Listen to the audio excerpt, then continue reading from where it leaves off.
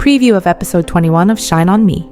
The story continues from Guang's unresolved anger following the incident at the ski resort. After being terrified and hurt, believing that Lin Yusen had been seriously injured, yet receiving no message from him, Guang is truly furious.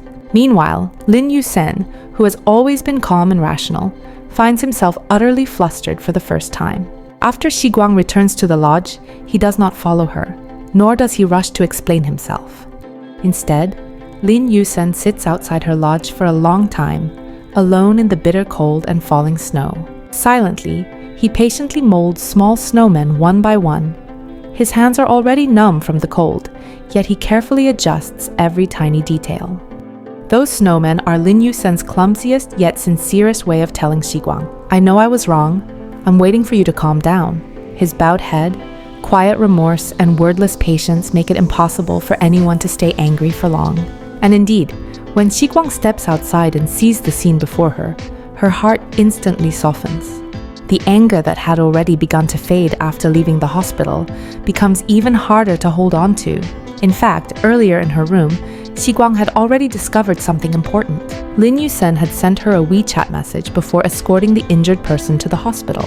However, due to the poor signal at the ski resort, the message failed to send, so she never received it.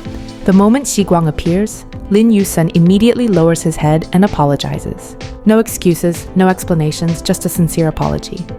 Looking at him with a hint of guilt, Guang says softly, "You don't need to apologize. It turns out the signal was bad, so the message didn't go through." Still, she cannot help asking what has been bothering her. But then, why didn't you explain it at the hospital? Lin Yusen falls silent for a moment. Confusion flickers in his eyes before he slowly replies, "At that moment, my mind was a mess. And also, I once thought about not sending you the message." Guang freezes and asks immediately, "Why?" His answer hurts more than any apology ever could. Just think of it as, "I wanted you to worry. I wanted to know whether you would worry about me." Hearing this, Guang is no longer angry, only heartbroken. She looks at him and says firmly, "Even if it were someone else who got hurt, I would worry. Let alone when that person is you."